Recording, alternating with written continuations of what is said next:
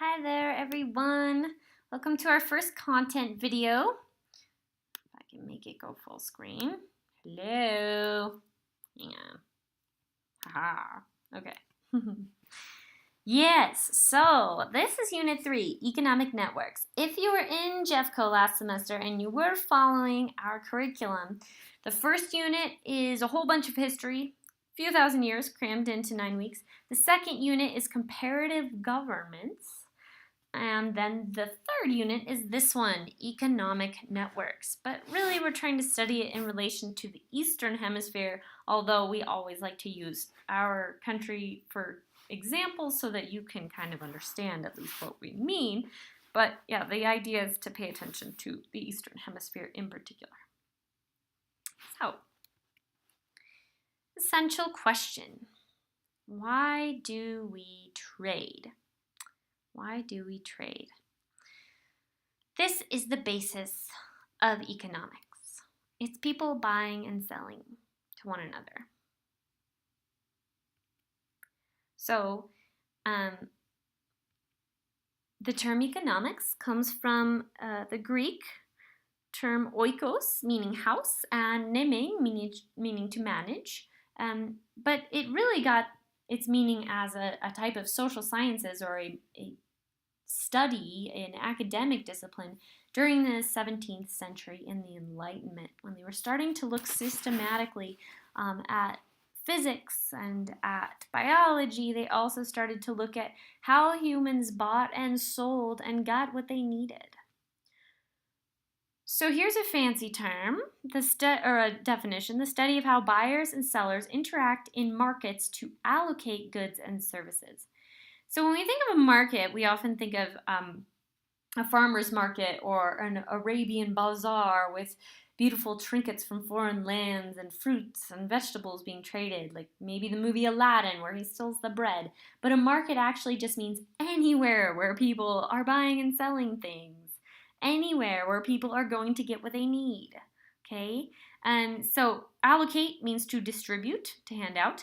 So how do some people get rich, which means they have a lot of resources? And why do some people stay poor and not have a lot of resources? And what have different systems done about that over time? How do countries try to trade with one another? That's what this network idea is. Countries have networks of buying and selling.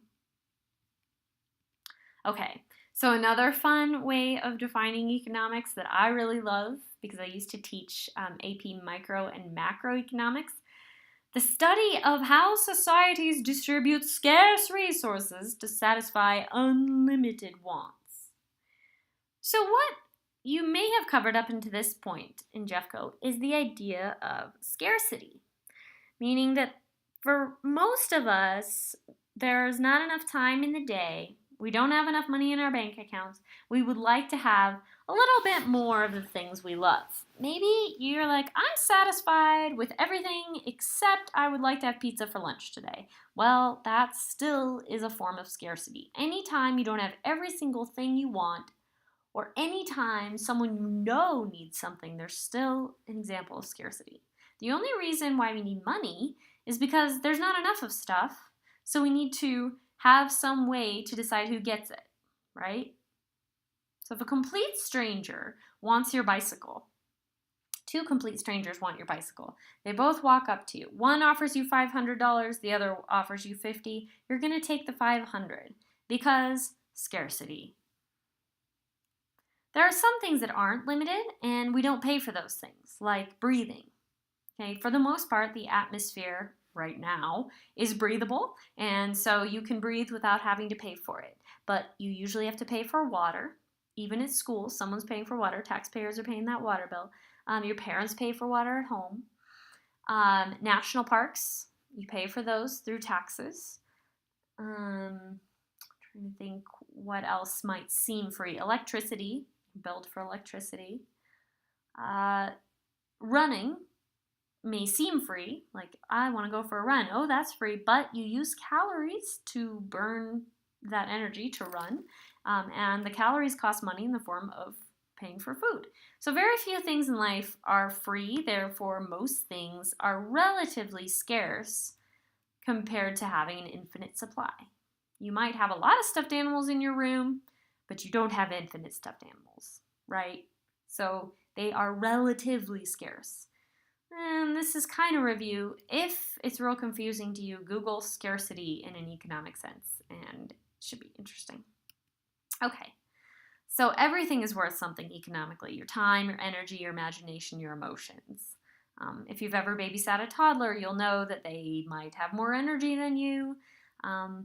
They might have more patience for that silly little game than you do. If you've ever noticed your teacher's getting tired toward the end of the year, you'll know that energy also runs out. Okay, so cost-benefit analysis is a type of decision-making process that we want to point out. It's a very fancy word for something we all do all the time, or term for something we all do all the time.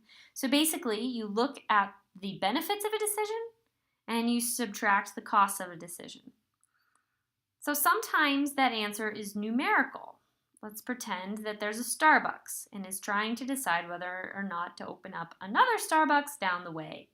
Well, it's going to cost them $1 million to open up a second Starbucks. But if they open up that Starbucks, they're going to get $2 million of business at that Starbucks. Yay, they're going to open it up. But wait, they have to look at, is that going to take business away from the existing Starbucks? If it takes away $1 million worth of business from the existing Starbucks, is it worth it?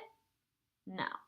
So that kind of calculation is done in numbers all the time by businesses.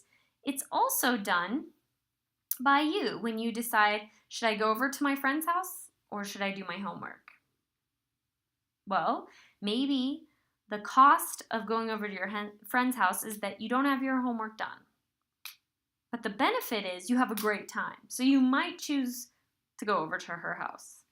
Or you're so afraid of not turning in your homework that you would never dream of going over to her house, right?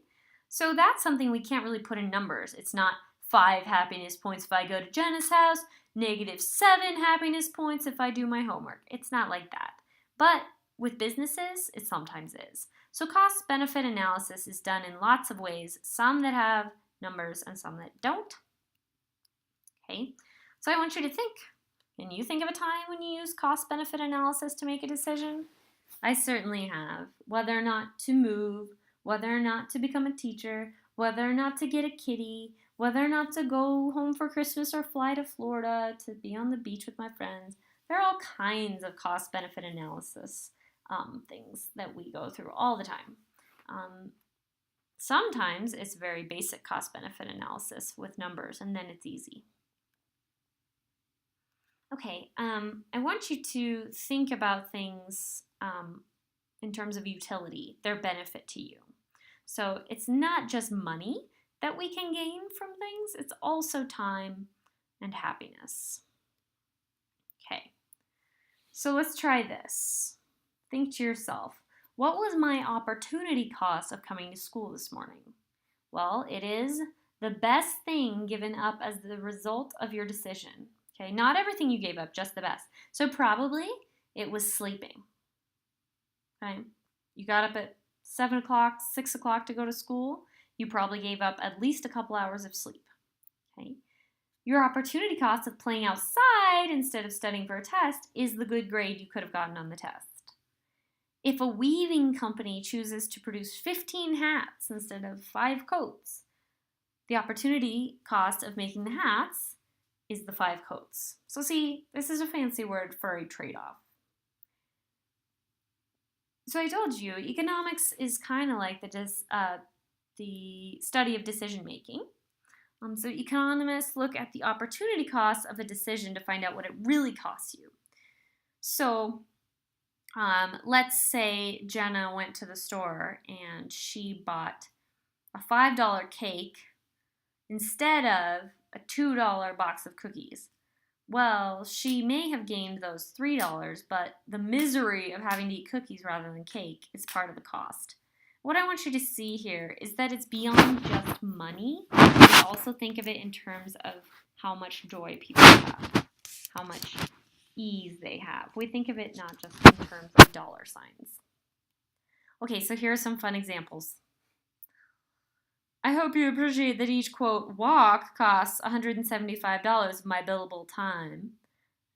The dog says, I hope you appreciate that I'm your only friend. So, let's say this is a lawyer. $175 of billable time, well, that's what he makes every hour. Okay, every time he's with a client, it's an hour of his time. They pay him $175. So his opportunity cost, what he gives up when he walks the dog, is the $175 he could have made. But if he were to not walk the dog, he would give up his only friend, which is priceless. Here's another good one. So I went for a run instead of making a meme about opportunity costs. Now I don't get extra credit. So let's assume they hadn't made it. This is ironic because they did make that meme. Yay. But if they had gone for the run, they would have been giving up the extra credit. Here's another one.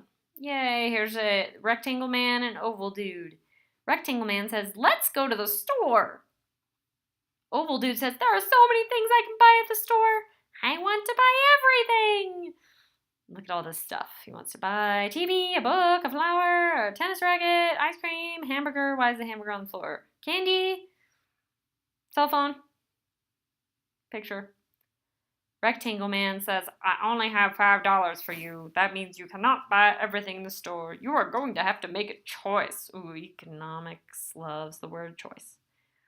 There are so many things I want. I'm going to have to choose what I really want and leave the rest behind. The opportunity cost is what I want to buy but can't buy. The opportunity cost gets left behind. I really want to buy the book and the baseball bat, but I can only buy one. I will make a choice and buy the baseball bat. The book is my opportunity cost. Okay, so hopefully those examples also help you. If you get stuck, think about it in terms of your own life. Let's not worry about this one. Okay, so review. Let's test yourself on this. Jamal is trying to decide whether to spend his $20 allowance on a new t-shirt or a new video game. They are the same price. If he chooses to buy the video game, what is his opportunity cost? Second, the country of Maceland is allocating, which is planning, its budget for the year. Pretend it can only spend its money on the military or on education. So if it chooses to spend its budget on education, what is the opportunity cost? And finally, give an example of an opportunity cost decision in your own life. Write it in the following form. Quote, the opportunity cost of blank was blank. So I want you to come up with an example like these two. Okay? Now just for practice, you should have said if Jamal buys the video game, his opportunity cost is the new t-shirt. That's the thing that gets left behind. Here, if the country of Maceland spends all its tax money on education, the opportunity cost is the military. Okay? So try to make an example of that for yourself to make sure you understand it. If you've been in Jeffco, you've probably heard of this before. It is covered when you're younger, in the earlier grades, but it's something we should remember about economics is that we can't have everything we want all the time, and that is why countries and individuals trade. Okay, so I hope that was a nice review for you. This is really a review lesson on why people trade. It's because we cannot get everything ourselves, right? We don't have unlimited resources. We don't have unlimited time in which to get things. So hopefully this week has been pretty straightforward in terms of just assessing what you already know. And please let me know if you have questions about this lesson. We will review the basics in some other films as well throughout this lesson. Thanks. Have a great week, guys.